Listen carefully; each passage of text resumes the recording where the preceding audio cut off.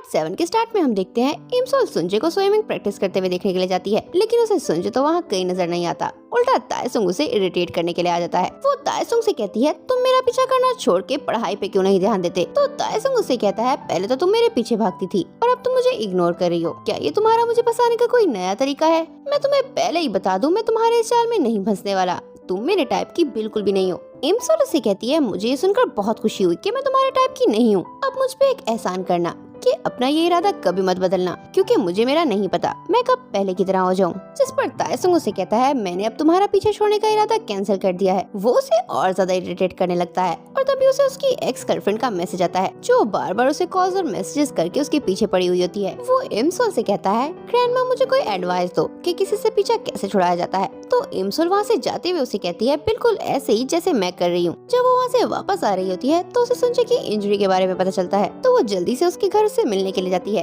लेकिन देखती है कि वहाँ तो कोई है ही नहीं। वही हम सुंजे को देखते हैं जो अपसेट होकर सारा दिन बस स्टॉप पे गुजार देता है और उसे पता भी नहीं चलता। रात को उसके डैड उसे कॉल करके अपने रेस्टोरेंट में बुलाते हैं, क्योंकि उन्होंने उसकी गोल्ड मेडल विन करने की खुशी में एक पार्टी ऑर्गेनाइज की होती है। उसके डैड उस पार्टी में सबको अनाउंस करते हैं कि अभी तो संजय ने सिर्फ कोरिया के लिए गोल्ड मेडल विन किया है, लेकिन आने वाले कुछ सालों में वो एक इंटरनेशनल स्विमर बन जाएगा, क्योंकि वो अब लंदन जाकर इंटरनेशनली स्विमिंग प्रैक्टिस करने वाला है। अपने डैड को इतना खुश देखकर संजय को समझ में नहीं आ रहा होता कि वो अपने डैड को अपने शोल्डर इंजरी के बारे में कैसे बताए। और फिर ऊपर से उसके डैड उसे बताते हैं कि वो उसे इस समर ओवरसीज ट्रेनिंग के लिए ऑस्ट्रेलिया भेज रहे हैं। इवन उन्होंने तो उसके इस कोर्स की फीस भी पे कर दी है और उसकी प्लेन की टिकट्स बुक करवा ली हैं। सुंजे उनसे कहता है कि वो ये सब कैंसिल कर दें, तो उसके डैड को लगता है कि शायद वो इसलिए कह रहा है क्योंकि वो नहीं चाहता कि उसके डैड को पैसों की वजह से परेशान होना पड़े। वो उसे कहते हैं तुम इस सब की टेंशन बिल्कुल भी मत लो, मैं सब संभाल लूंगा। लेकिन सुंजे उनसे कहता है मैंने स्विमिंग छोड़ दी है, इसलिए आप ये सारी चीजें कैंसिल कर दें। वो ये कहकर रेस्टोरेंट से बाहर आ जाता है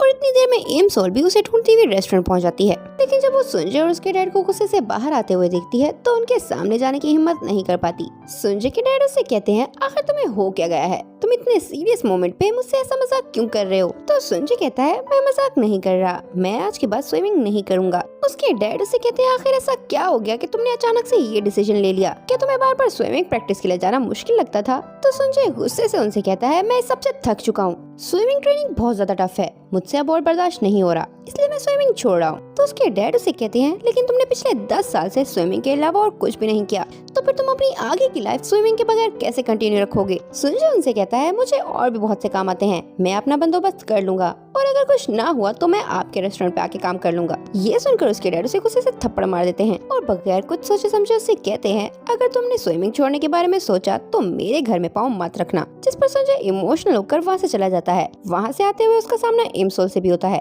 लेकिन वो उसे भी इग्नोर कर देता है और चला जाता है। वो गुस्से में अपने जिम्नेजियम के लॉकर रूम से अपना सामान उठाने के लिए जाता है, तो उसे याद आता है कि कैसे उसने बहुत ही टफ एक्सरसाइज करके अपनी सर्जरी के बाद खुद को स्विमिंग के लिए रेडी किया था। तो फिर उसके साथ ये सब क्यों हुआ? वो ये सोचकर वहीं बैठकर रोने लगता है। दूसरी तरफ इमसोल भी अपसेट होकर घर जाती है और ये सोच रही होती है कि मैं फ्यूचर को नहीं बदल सकती, मैंने इतनी कोशिश की लेकिन मैं फिर भी कुछ नहीं बदल पाई। ऐसा लग रहा है जैसे मेरी किस्मत मुझ पे हंस रही है और मेरा मजाक उड़ा रही है। वो कैलेंडर उठाकर अपने एक्सीडेंट के डे को मार्क करने लगती है, लेकिन जब जब वो लिखती है उसके वर्ड्स मिटते जाते हैं, जिससे वो बेबस होकर रोने लगती है और कहती है मैं अपने साथ होने वाले एक्सीडेंट को नहीं रोक सकती, तो फिर मैं सुंजे को मरने से कैसे बचाऊंगी? जब मैं कुछ ठीक नहीं कर सकती तो मैं यहाँ हूँ ही क्यों? वो ये सोचकर बहुत रोती है। वहीं इमसोल के डैड को भी डॉक्टर के थ्रू उसकी इंजरी के बारे में पता चल जाता है, जिससे उन्हें भी बहुत गहरा सदमा पहुंचता है। अगले दिन इमसोल सुंजे की स्कूल के बिल्डिंग के बाहर उसका वेट कर रही होती है, तो उसकी मुलाकात इनयुक से होती है। एक्चुअली फ्यूचर में इनयुक सुंजे के बैंड का ही मेंबर होता है और आहिस्ता आहिस्ता सुंजे से ज्यादा फेमस होने लगता है। उसके फैंस सुंजे को लेकर नेगेटिव कमेंट्स करने लगते हैं, जिससे सुंजे डिप्रेशन में चला जाता है।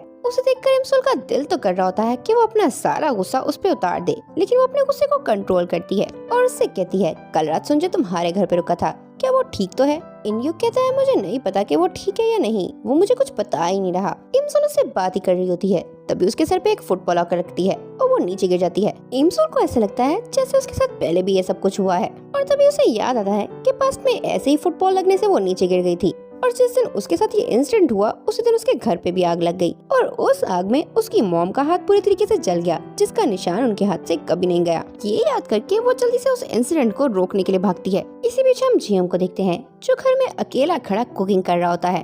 तभी उसकी मॉम उसे कॉल करके वॉशरूम क्लीन करने के लिए कहती हैं। जब वो दोनों एक दूसरे से कॉल पे बात कर रहे होते हैं तब इमसोल भी उन दोनों को कॉल करने की बहुत कोशिश करती है, लेकिन उन दोनों का नंबर बिजी जा रहा होता है। इमसोल बहुत ज्यादा परेशान हो जाती है और उसे परेशान देखकर तायसुंग भी उसे तंग करने के लिए आ जाता है। इमसोल तायसुंग से उसकी हेल्प करने के लिए कहती है, लेकिन तायसुंग कहता है मैं आज बहुत बिजी हूँ, मैं तुम्हारी कोई हेल्प नहीं कर सकता। अगर तुम्हें कोई हेल्प चाहिए तो फायर ब्रिगेड्स को कॉल करो, मुझे क्यों कह रही हो। तो इमसोल उसे कहती है मैं अभी श्योर नहीं हूँ कि आग लगी है या नहीं, मैं बस आग लगने से पहले वहाँ जाकर उसे रोकना चाहती हूँ। ये सुनकर तायसुंग उसकी हेल्प करने के लिए रेडी हो जाता है और उसे अपनी बाइक पे बिठाकर उसके घर लेकर जाता है। उन दोनों को एक साथ जाते हुए उसकी एक्स गर्लफ्रेंड भी देख लेती है और उसे बहुत गुस्सा आता है। इतनी देर में जीएम अपनी मॉम की बात मान के किचन छोड़ के वॉशरूम क्लीन करने चला जाता है और तभी युनजो भी इमसोल को ढूंढती हुई उसके घर आ जाती है, क्योंकि सुबह से वो क्लास में गई नहीं थी। वो वहीं बैठकर इमसोल को कॉल करने लगती है और इतनी देर में जीएम भी वॉशरूम क्लीन करके बाहर आ जाता है। तो उसे देखकर युनजो अजीब अजीब से फेसेस बनाने लगती है, जिससे उन दोनों के बीच में फाइट हो जाती है। उन दोनों की इस फाइट के बीच में किचन में पड़े हुए खाने को आग लग जाती है और उन दोनों को पता भी नहीं लगता। जब घर में धुआं बहुत ज्यादा हो जाता है तो युनजो बेहोश हो जाती है और तब जीएम को रियलाइज होता है कि घर में आग हर तरफ फैल चुकी है।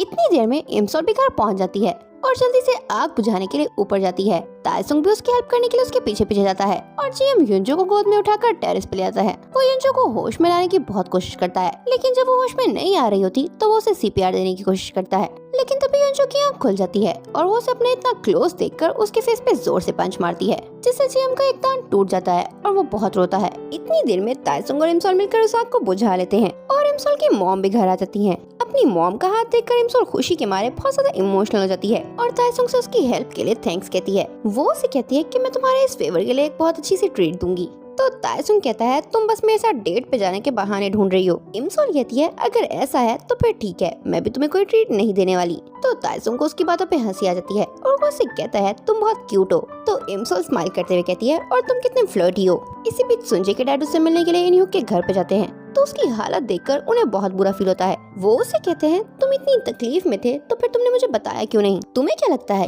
कि तुम इतने बड़े हो गए हो कि तुम अपनी पेन मुझसे छुपाओगे। तुम्हें इमीडिएटली सर्जरी की जरूरत थी और तुम इसे डिले कर रहे हो। मैंने डॉक्टर से तुम्हारे लिए अपॉइंटमेंट ले ली थी। अगर तुम डिसेबल नहीं होना चाहते तो कल सबसे पहले जाकर सर्जरी करवाओ। तो संजय रोते रोते उनसे अपनी बदतमीजी के लिए अपोलोजाइज करता है, जिस पर उसके डैड उसे कहते हैं पेन में तुम हो, शोल्डर तुम्हारा टूटा है और तुम मुझसे अपोलोजाइज कर रहे हो। मैं नहीं जानता था कि तुम इतनी पेन में हो और मैंने तुम्हें इतना सब कुछ कह दिया। वो दोनों एक साथ बैठकर एक दूसरे से अपने गिले शिकवे दूर करते हैं और अगले दिन हॉस्पिटल जाते हैं, जहाँ सुंजे की सर्जरी सक्सेसफुली हो जाती है। सर्जरी के बाद डॉक्टर सुंजे और उसके डैड को बताते हैं कि सुंजे का शोल्डर बुरी तरह से डैमेज हो चुका था। उन्होंने सर्जरी कर तो दी है, लेकिन वो इस बात की गारंटी नहीं दे सकते कि सुंजे कभी दोबारा स्वयं कर पाएगा या नहीं। इमसोल भी सुंजे के रूम के बाहर खड़ी ये सारी बातें सुन रही होती है और रोने लगती है। वो इतनी इमोशनल होती है कि वो सुंजे के सामने जाने की भी हिम्मत नहीं कर पाती और बाहर ही बैठ के रोती रहती है। सुंजे जब बाहर आता है तो वो इमसोल को ऐसे रोता हुआ देख लेता है, लेकिन उसे ये समझ में नहीं आ रहा होता कि आखिर इमसोल उसके लिए इतना ज्यादा क्यों रो रही है। उस दिन के बाद से इमसोल डेली उसके सामने आए बगैर ही उसके लिए हॉस्पिटल में खाना लेकर आती है।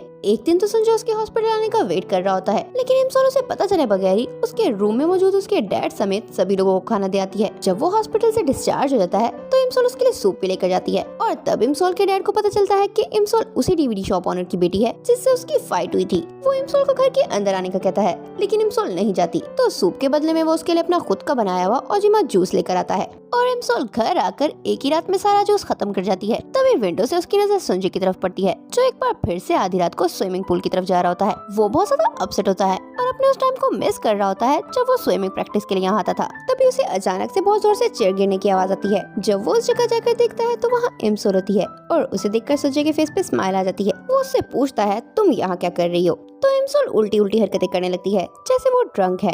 सुंजे उससे कहता है क्या तुमने ड्रिंक की है। इमसोल कहती है नहीं तो, मैंने तो बस तुम्हारे डैड के दिया हुआ ओजिमा जूस पिया था। ये सुनकर सुंजे शॉक्ड हो जाता है और उसे याद आता है कि उसके डैड ने तो वो जूस अल्कोहल से बनाया था। वो उसे बताता है कि वो जूस तो अल्कोहल से बना था और उसकी हालत देखकर उसे पूछता है तुम ठीक तो हो। तो इमसोल कहती है हाँ मुझे क्या होना था, मैं तो बिल्कुल ठीक हूँ, और साथ ही लड़खड़ाकर उसके ऊपर गिर जाती है। सुंजे उसे कहता है तुम ड्रंक हो और उसे ले जाकर एक बेंच पे बिठाता है। तो इमसोल उसकी तारीफें करने लगती है कि तुम बहुत क्यूट और हैंडसम हो। उसके सामने तो सुंजे उसे कहता है मुझसे इस तरह की फजूल बातें मत करो, लेकिन असल में उसे भी इमसोल का उसे उसे ये सब कहना बहुत अच्छा लग रहा होता है। फिर वो दोनों एक साथ म्यूजिक सुनते हैं और म्यूजिक सुनते सुनते इमसोल बेहोश होने लगती है। तो सुंजय उसे गिरने से बचाकर उसका सर अपने कंधे पे रख देता है और कहता है, थैंक गॉड मेरा ये कंधा तुम्हें सपोर्ट देने के लिए ठीक है। जब इमसोल को होश आता है तो सुंजय को अपने सामने देखकर उसे लगता है कि वो अपने रूम में लगा सुंजय का एक पोस्टर देख रही है। वो अभी भी पूरी तरह से होश में नहीं होती और गिरने लगती है। तो सुंजय उसे पकड़ लेता है और तब फाइनली सुंजय उसे प्रपोज भी कर देता है। अगली सुबह जब सुंजय स्कूल जाने के लिए निकलता है तो देखता है कि इमसोल पहले ही बस में बैठ के जा चुकी है।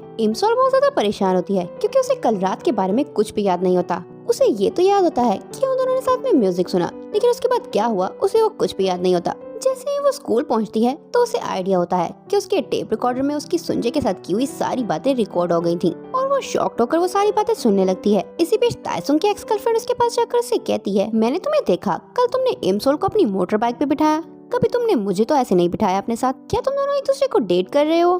ताइसुंग उससे कहता है, क्या मैं इमसोल को डेट नहीं कर सकता? तो उसकी एक्स गर्लफ्रेंड कहती है, ऑफ कोर्स नॉट, तुम उस जैसी लड़की को लाइक कर ही नहीं सकते। तभी ताइसुंग की नजर इमसोल पे पड़ती है जो अभी अभी स्कूल आई होती है और वो अपनी एक्स गर्लफ्रेंड से कहता है, मैं तुम्हें अभी बताता हूँ कि मैं उसे लाइक कर सकता हूँ या नहीं। इतनी देर में सुंजय भी दूसरी बस से स्कूल पहुँच जाता है और इमसोल को देखकर खुशी खुशी उसकी तरफ बढ़ने लगता है। इमसोल जो टेप रिकॉर्डर के थ्रू अपनी और सुंजय की बातें सुन रही होती है, इससे पहले वो उस जगह पहुँच पाती जहाँ सुंजय ने उसे प्रपोज किया, ताइसुंग उसके सामने आकर खड़ा हो जाता है। ये देखकर सुंजय जो उसी की तरफ बढ़ रहा था वही रुक जाता है। ताइसुंग सबके सामने इमसोल से कहता है, क्या तुम मेरे साथ डेट पे चलोगी? ये सुनकर इमसोल शॉक्ड हो जाती है और इससे पहले वो उसे कोई जवाब देती, उसकी वॉच की लाइट फिर से ब्लिंक करती है और वो एक बार फिर से फ्यूचर में पहुंच जाती है और उसके सामने सुंजय की डेथ न्यूज होती है। यहाँ हम एक फ्लैशबैक में देखते हैं, पास में जब ताइसुंग ने इमसोल को प्रपोज किया तो सुंजय को ये देखकर गुस्सा आ गया। वो उसे मारने के लिए जाने ही वाला होता है, लेकिन जब वो देखता है कि इमसोल ने उसके प्रपोजल को खुशी खुशी एक्सेप्ट कर लिया है तो वो वहीं रुक जाता है और यहाँ इस पार्ट का एंड हो जाता है। नेक्स्ट पार्ट के लिए वीडियो पे ज्यादा से ज्यादा कमेंट करें और अगर आपको ये वीडियो पसंद आए तो इसे लाइक और शेयर करना मत भूलें।